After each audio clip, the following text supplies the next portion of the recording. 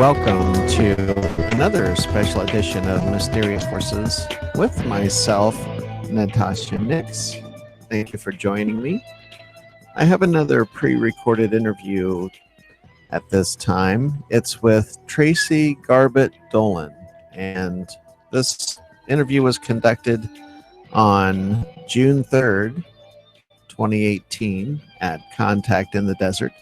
And Tracey and I had been trying to get together to talk all weekend, and it finally happened on that Sunday. And I had a better position on Sunday in the side of a back hallway. And you can hear how busy the convention is in the background. But her and I had a really great talk. We had had a couple of false starts, of course. As is my history, I was having some technical issues in that I thought I had pushed record, and we had been talking for about 15 minutes, and I looked down and realized our conversation wasn't being recorded.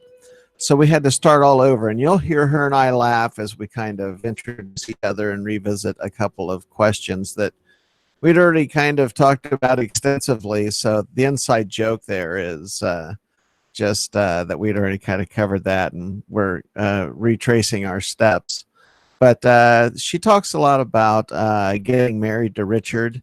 They had only gotten married about a few months before this interview. So they were newlyweds, and we'd been palling around for a couple of days off and on at Contact, and this was kind of the end result of that conversation. It's a great interview with Tracey, and if you want to get to know her better, this is the interview for you, and let's listen to that interview now.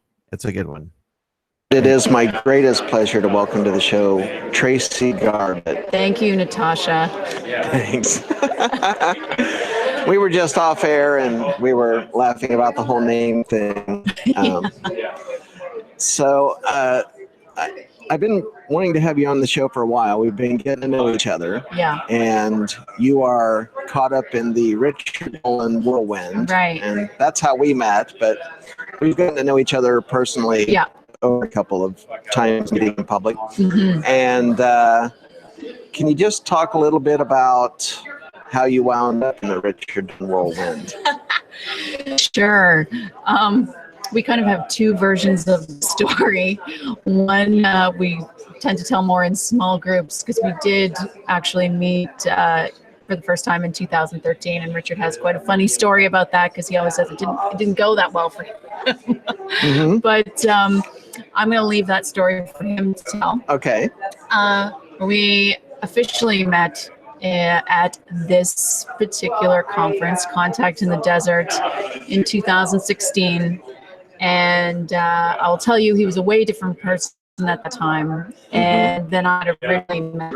And honestly, we were two peas in a pod from the beginning. And as I've said forever, and I mean this, it's exactly how it felt like we had snapped into or fallen into a long existing current, something that had already been going. It's really how it felt. And we've just been inseparable since that time. So, that's awesome. I know that when I'm around you guys you're such a good couple. You complement each other so well. And I can tell that you're happy. Like you just look at you guys, you're happy. Yeah, we're very happy. I mean, we just got married, but we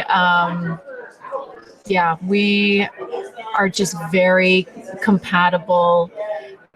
There's something when you love someone, but there's also something when you really like everything about that person. Mm-hmm. And there's this deep camaraderie on top of loving a person that is sort of this, I think this makes this ooey gooey sort of sacred bond between two people. And we knew we had that, and we work hard on protecting that and cherishing that.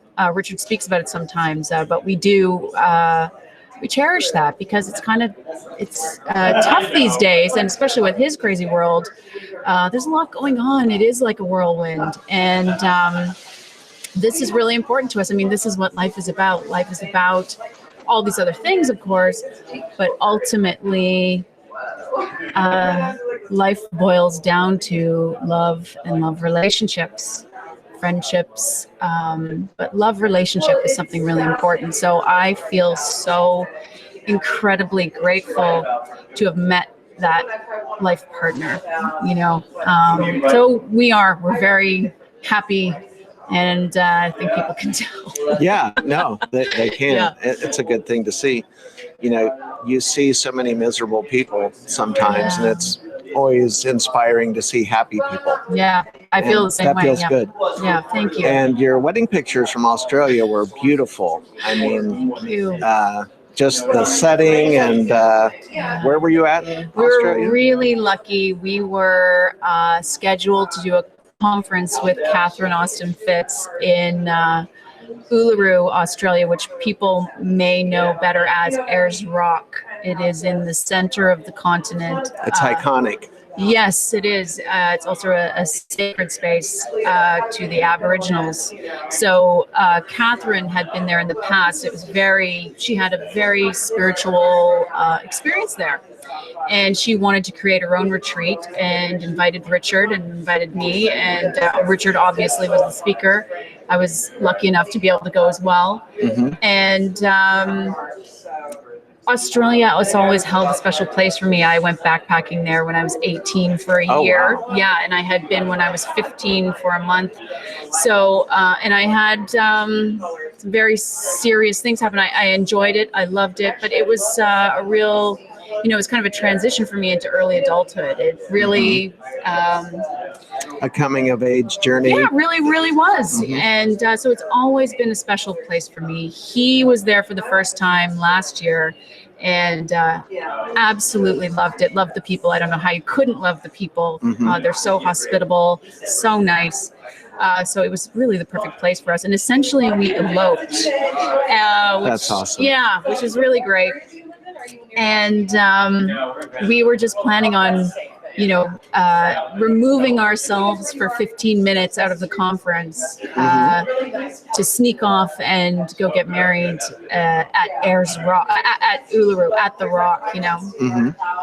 And it ended up that the participants really wanted to come as well. So we were so grateful that all these amazing people came and participated and witnessed and took pictures for us, and That's so nice. I have to say, it's one magical experience, honestly, to not plan a wedding. Mm-hmm. And to do the anti-wedding? To do the anti-wedding, not have a decision to make. I wore hiking shoes with my wedding dress because it's red dirt in the middle of the desert to get out there. And I mean, how special is it to have Catherine Austin Fitz officiate? Right, yeah. But it was the anti-wedding. We didn't do anything, and it was so magical, so special. Doing that, we were able to really savor the moment. My mother, like, oh, you're so lucky. My wedding was decision after decision, and I was so stressed I couldn't even remember anything. Mm-hmm. And for us, I feel like it was the opposite. We didn't have to worry about any of those things. So the whole entire thing was just us being there with each other, really focused on what we were intending to do. The sacredness of the bond of two people who really want to be together. And that was so special. That's great. That's a great story. So we're really happy about it. It's not just a story, it's your life. That's awesome. Yeah. So thanks for asking. It was really special. So in terms of your own personal journey, you said that you'd been attending conferences. Mm-hmm. And that's how you had met Richard, was your contact. What about your personal story brought you into this orbit? What brought you into these rooms? Yeah, I have spent most of my life trying to reconcile some things that were happening to me, as a lot of people out there have also been trying to do. And I just want to say, that's what's amazing about these conferences. All of these people are walking around with these deep inner worlds of experiences that they haven't. Richard just walked by. This is why we're laughing. So many people have had experiences, whether they've been unusual dreams, out of bodies, near-death experiences. Sometimes they'll be with, in the past with, mushrooms, this or that. But a lot of people have had things happen that have shattered the usual consensus reality, the usual paradigms. Right.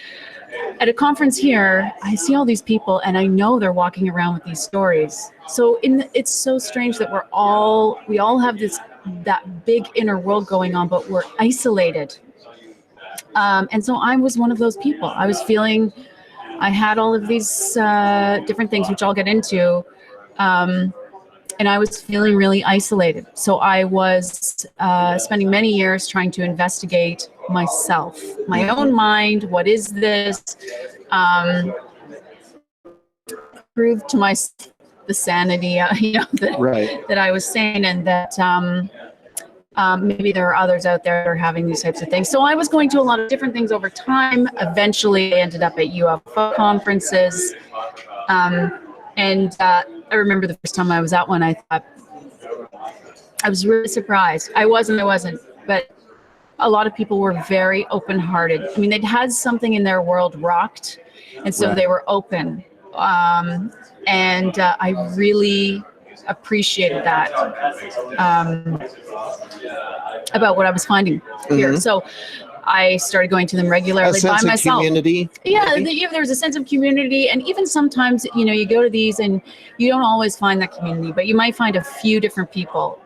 And so I would go to them, and I would always ask that question. What brings you here? Was it something of your own, or was it something, someone else's story, or have you always been into it? I love asking people that story because they do have these huge inner worlds. There are experiences in there, and they never get to talk about them. So, like I said, I was one of those people as well. Started in childhood. I'll probably feel more comfortable telling some than others, but yeah, started in childhood. It's about your comfort level. So yeah, thank you. Share what you want. In early adulthood is when things sort of, I'll jokingly say, started to come online a little stronger. And I would have quite experiential visions. I have not really talked about this so much before, so that's my hesitation. No, I don't want to pry. No, it's what you're willing to share. Thank you. I think it's a good thing to talk about it because of what I was just saying. There's so many people walking around and they don't tell each other, and rightfully so. What is the motivation when really we're ridiculed? We ridicule each other. It's hard to know what to believe. There isn't a lot of motivation to come out and talk about these things. But I think at these conferences, we all feel a little bit safer, but still guarded. But sometimes I think it's a good idea to throw out a few seeds because these things that are happening are the greatest mystery that are, that's going on. Indeed. Right. So it is kind of amazing that we don't talk about it. So anyways, I would have these, some people put it in the category of sort of mediumship type thing. I had some things going on around me, and they were things that were validatable. So I knew there was something going on. I was very afraid of it for a long time. I didn't want anyone to talk to me about it. The word psychic, anything around it, was very scary. A lot of stigma. Right, a lot of stigma as well. I didn't know that much about it, to be honest, at the time. And I went through the phase of my life where I just kept radios turned on, and I kept all the lights in my house on because I was really afraid of what was going on. Once I started getting into classes and just trying to build a framework, I always knew you could to treat it like a buffet. go to the classes, check it out, see what resonates, what doesn't, whatever. Take what works, and just keep learning and be open and be willing to let go of what you thought was real. And but so it started out as these types of things. Visions. My sister gets dreams. I've always had these sort of conscious visions of intense dreams, or like lucid dreaming type events. Well, yeah, I would put them in the category more of lucid type dreams. I mean, lucidity can go on a scale for sure. Right.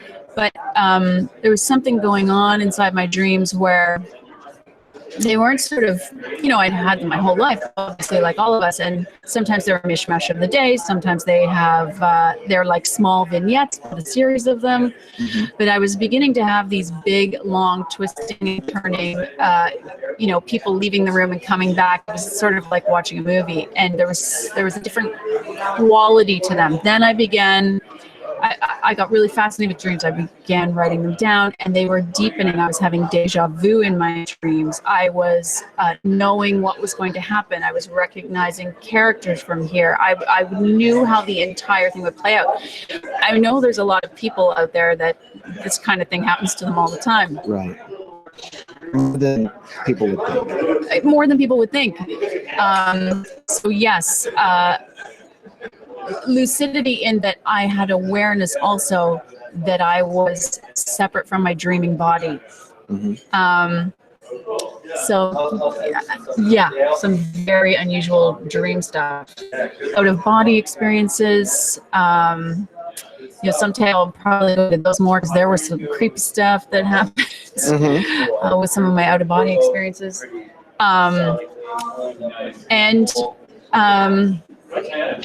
Sorry, this is just hesitation because I'm just talking about some of these things for the first time. I'm going to categorize this as what I'm calling suspected contact dreams. Because I think there are a lot of people out there who have this type of thing. We can't say for certain they're contact dreams because they are coming in the form of a dream. And if anyone else has things like me, you don't usually talk about them because, you'll go to these experiencer things and sometimes people are having conscious beings coming through the wall, but that's not me. And that's not a lot of people.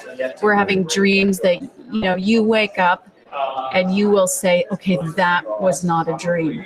Something in you, this is the part you can't take away from these people, and I feel this way too, can't be diluted.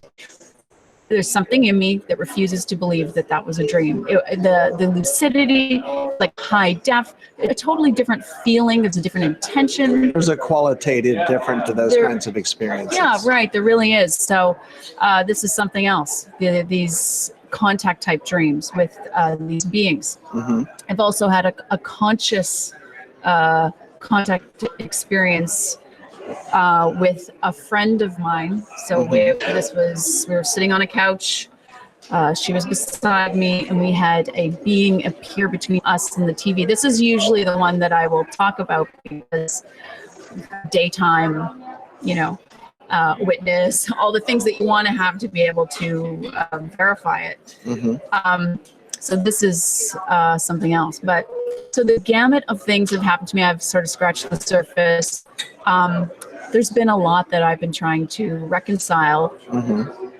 And so this is why, long way around, I was coming to these conferences to figure it out, to hear the different speakers. And oftentimes you'll hear bits and pieces, but it may not even be what you're looking for. Like for myself, I'm still just taking those bits and pieces and figuring it out. I find that the greatest experiments are me going off to retreats and other places and investigating my own brain, my own self, through going to the Monroe Institute, experimenting with binaurals, going to mystery schools, investigating quantum physics, all of these things that kind of are peppered around the outside of this that help us understand and help us start to build the rationale behind why these things could be happening. You know, I hope that made sense. No, it made total sense. Okay. It makes me think about the process of, and correct me if I'm wrong, it sounds like in the beginning this was kind of more of an intrusion and a disruption of your life. Yeah. And not a welcome thing. Yeah, well, I mean, it was kind of scary. The framework came much later.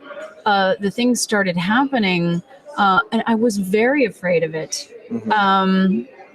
In fact, when it did start, you know, I didn't have any of this knowledge. I found one of those sort of local magazines that I knew in the back of it, I'd seen like psychic this, that. So the very first time in my early adulthood, I looked through one of these magazines because I'd had it. I was really afraid. And I looked up a psychic. I phoned them and said, I don't want a reading. I want to tell you a story. And I just want you to tell me what to do. What do I do? And so this person just gave me some advice, found someone in my area. And, you know, she was basically saying, you're going to hear a lot of things that won't sound right to you. That's okay. You just need to throw yourself in somewhere and start learning. And as you go, you'll start to know for yourself what's real and what's not. But you'll start to feel more comfortable. And, you know, it'll dominoes. It'll work out. Don't worry, it'll be okay. You know. So, but yeah, it was. Worry, so you're right. Happy. Yeah. But you're right. It was not welcome in the beginning, and now it's just it's become more commonplace. But I am so much more comfortable. That was a long time ago. Good. Yeah. I'm glad you are feeling better about it. Yeah. So is this something that you feel like you would want to develop and exercise and actively use as a tool, or just maybe accept it as part of your life privately and just process that privately? Well, I guess a little bit of both. I mean, I did engage deeply in remote viewing. That was something that I really liked. Because it was sort of, I was seeing a lot of things. And as I said, I needed framework around it. And remote viewing really satisfies the ego. It really satisfies, you have validation often, not always. And you go through a very analytical sort of process. It feels more like a scientific method. As opposed to I'm having intuition about this. So I did pursue tools for myself. In doing so, I think exercising and opening the brain in this way develops a life tool. It doesn't have to be for anything for show or to put out there. For me, I think I would put in the category of looking for a life tool, to make me feel better, to make my inner world make more sense to me, make me feel more sane, but B, just to help navigate life.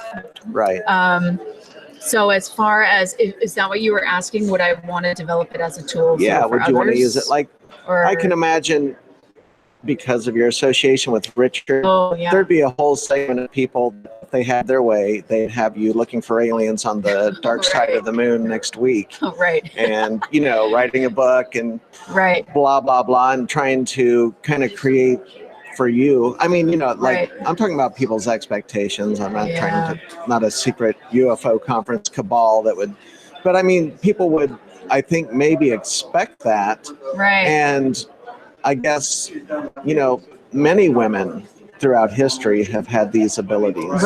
And sometimes these abilities are just kept within the family to help the family, used when needed to help the family, to use their intuition to know how to do plant healing or other kinds of comforting or caregiving.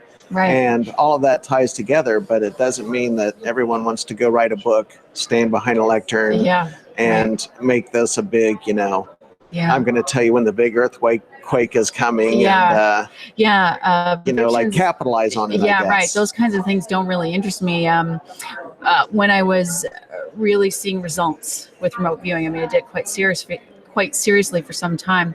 I was wondering, what's the end game? What am I going to do this for? I tried a little bit of missing people, and I ended up, I mean, this might sound funny, but my dog was in a serious, I didn't have children. And so my pets were everything to me. Yeah. And my dog's eye was falling back in his head. Oh, no. Yeah, I was so upset. Oh. And I thought, God, what am I doing this stuff for if I can't help this situation? So I tried to target it, but it ended up it's really just all the same thing. Meditation, remote viewing, hypnosis, all of these things are essentially a process of quieting the left brain so the right brain can go into sort of a more receptive, this is oversimplifying, of course, deeply, grossly oversimplifying. But so why can't I sort of target something like this, turn this around? And so I worked on healing my dog, and that was successful. So, this is kind of funny, but I started doing this for other people's pets. So, oh, wow. So I didn't do it paid. I was just more, again, experimenting. What is this for? What can I use this for? I didn't practical purpose. Yeah, practical purpose. And I didn't keep doing that. But honestly, for me, at least my track record and watching myself in the recent past, it seems to be more of, I like to tell people the story because I feel like this is available to all of us, but we're so busy with our phones and all these different things that we can't even help it. We all know we should be doing something along the lines of meditating, along the lines of airplane mode, cutting out the world. We all know there's this great capacity inside our brains and our consciousness that we are not even reaching into. And this is something that really bothers me, even with myself. I know it's available. I've seen so many things with the remote viewing and everything. I want to go in deeper, and I really feel like I just want to encourage people to do that themselves. And I don't need to stand on a stage to tell them that. I just, so what I feel like when sometimes people will come up to the table and they have questions about remote viewing, and I can give them some experiential advice, how it works, how, my experiences with it. And because it's really something we can all learn. And I honestly, I think I was good at it because I had meditated quite seriously for some time. And you'd already been disciplining your mind. Right. So I think it's more about that for me. And I also like to be a dialogue starter. Sometimes I'll throw out a seed about some of my crazy dreams, and people always have stories, and sometimes they just need their memory jogged by someone who's willing to throw out a seed. And so I love starting the discussion. That's something I've always loved. I've been working on a questionnaire that is aimed at unusual experiences. There have been questionnaires like that out before, but what I was calling earlier, suspected contact dreams. I would really love to know how widespread that is. It doesn't mean that if we get 100,000 people saying that is what that is, right? But that would tell us that many people think that they may be having this. So it's really the dialogues. I'm really interested in the dialogues and just encouraging people to do sort of what I had done, and encouraging and reminding myself to keep going, because there is so much available to us that we aren't even tapping into in ourselves. That's what it's about for me. Yeah. The journey of us. I always say, like, the greatest experiment I feel like we've forgotten is that we are these amazing beings. These brains are connected to something so massive. Consciousness is this huge mystery, and we're not really poking in there at all. Yeah, I think consciousness and direct experience are going to ultimately prove to be the ultimate tool of science. Yeah. But modern science the rules of science, what's accepted as scientific proof, doesn't allow for direct experience to be accepted as evidence or proof of anything. I know. And that's such a conflict within ufology in this community, because you have the nuts and bolts science people, which, quite frankly, Richard is one of those people. Absolutely. You know, Richard is about documents. Evidence. Verifiable witnesses. Evidence. Richard is, for lack of a better term, Mr. Science in all of this. And I agree with him. I'm on the same page with him on that. And I do too, But yet I myself have had direct experiences that cannot be explained or are in the realm of the fantastic. And you and I discussed a couple of days ago that we're tasked with bridging the difference between, for lack of a better term, what I would call these metaphysical experiences, or these direct experiences involving consciousness, and the hard science of evidence and proof. And that's, in a way, I guess, playing out within your relationship with Richard. Maybe on some level, these two worlds meet. It's kind of true. I mean, we're completely aware of that. It's really interesting. We'll go to events sometimes and I'll end up speaking to a lot of experiencers. He will as well, of course, because that's the thing about Richard. I just want to say, sometimes people think he's all on one side, but he is extremely open. He's had his own experiences. They're a little bit different, but he's had them. He's met many people who he believes are credible sources, and they have had outlandish, paradigm-shattering things happen as well. And he'll be the first to say he can't deny that something is happening here, but it's true. We're kind of on these opposite ends, but they really do. One of the places they really do intersect is remote viewing. It's a perfect intersect, and that's why I think that's why I wanted it, because why I wanted to use that as one of my tools.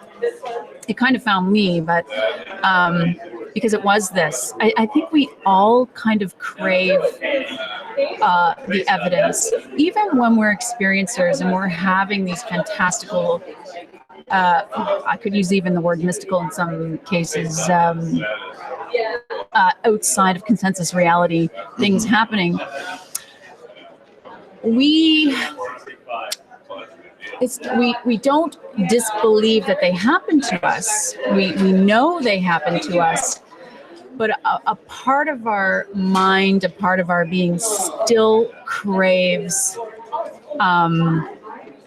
validation, even within our own experiences. So we're all kind of trying to find that intersect, that merge, that balance between the two. And I think things like quantum physics, quantum entanglement, non-locality are starting to help bridge the gap. Yeah, the average person, they're starting to learn about these concepts. And, to me, it makes science itself more mysterious. I myself am a big fan of the scientific method. I mean, this is being recorded and the lights are on, and science obviously works. It's here. It's true. But we also, as humans, have experiences of the heart and the mind and consciousness. And for now, really, I mean, I guess speaking within this context, the mind, the consciousness is the only real available tool that's going to pierce through multi-dimensions, that's going to really be able to look at what's going on a subatomic level. And I believe that interdimensionality of the universe explains a lot of this high strangeness, but it's just the tip of the iceberg. I mean, that's the perhaps thing. We are never meant to truly know the answer to the request. Oh no, I know, me too, right? It's frustrating. But no, I think you're right. But this, I mean, what we're just describing, this is the magic of this conference. This is sort of the the crux of what everyone's discussing at this conference. There is a little bit of this, isn't there? There's a little bit of polarity, but there's a little bit of everybody's recognizing that consciousness is the key to everything. But how do we reconcile these two things? Indeed. And I hope to explore that concept further in this show. That's part of what this show is dedicated to and what it's going to be about. I love that. Tracey, thank you so much for being on the show. Tracey Garbutt. Thank you for having me. Not only a friend, but a friend of the show, and you're welcome anytime. Thank you, Natasha. And that was my interview with Tracey Garbutt-Dolan. She is so sweet. She is a total sweetheart, and I really enjoyed talking to her. That was a good time. And she was not the final interview of that day. I had also interviewed Jimmy Church right after that. But a great quality interview. It shows how insightful and what a deep person Tracey is. And I think we'll be hearing a lot more from her. She's becoming a lot more visible with Richard and becoming really part of that mix. And I think that's a good thing. I think her and Richard make a great couple. And I want to thank you for joining me. You can catch me on Facebook at Mysterious Forces Live, Twitter at My Forces Live, Instagram, Snapchat, but Twitter and Facebook, those are places to catch me. I'm also on Stellar. I have a profile on there. And if you're listening to this before October 5th and 6th, I'm going to be appearing at Disclosure Con in Pine Top, Arizona on October 5th and 6th in good old Pine Top, Arizona. I'll be with Doc Skinner and a bunch of other people. We'll be having fun. Look it up online, disclosurecon.com. Come by my table, have a photo taken, and meet me. And I'll be doing some live streams from the convention, so tune into that. Thank you so much for listening. Be safe and have a great day.